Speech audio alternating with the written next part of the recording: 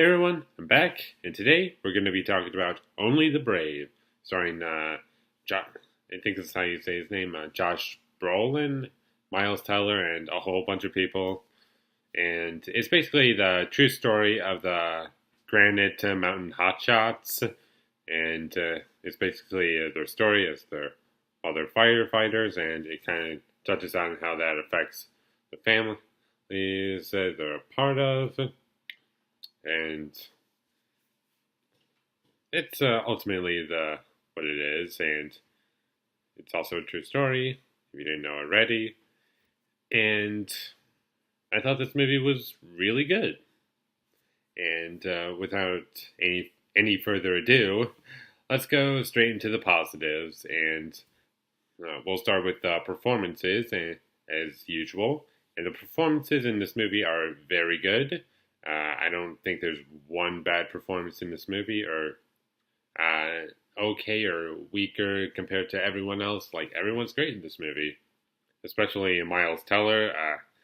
He was fantastic in Whiplash. I like him in Whiplash a little bit more, but here, he's really good in this movie, and he really sold me as, I think this is how you pronounce his name, Brendan McDonald.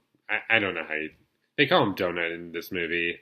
But moving on, another thing I liked were the way everyone was written, and you really get to feel that they're like all a team, and it's a really great story, and this movie is actually pretty funny when it needs to be.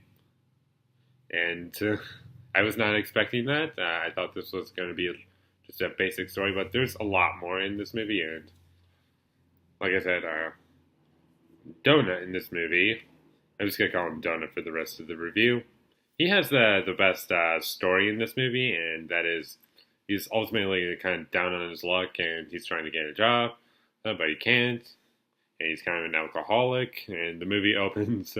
His first scene is him, I don't know what it is, like smoking or something, I don't know.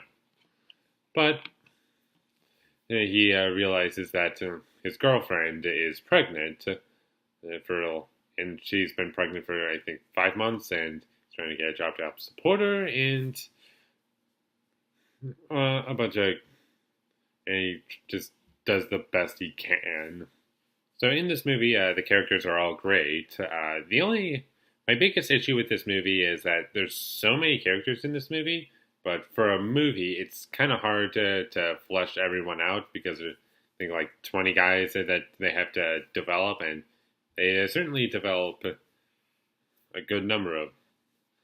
They certainly make you like everyone, but there's just so many people, and some get a little screen time that you don't really remember them.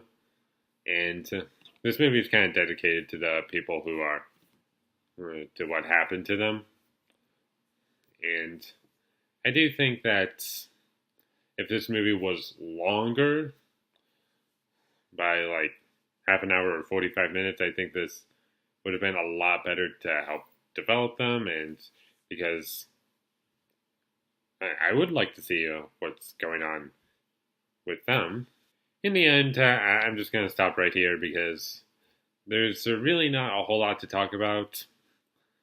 And it's a true story, and when you adapt a true story to a film, it kind of, for myself at least, limits how much I can talk about in a review.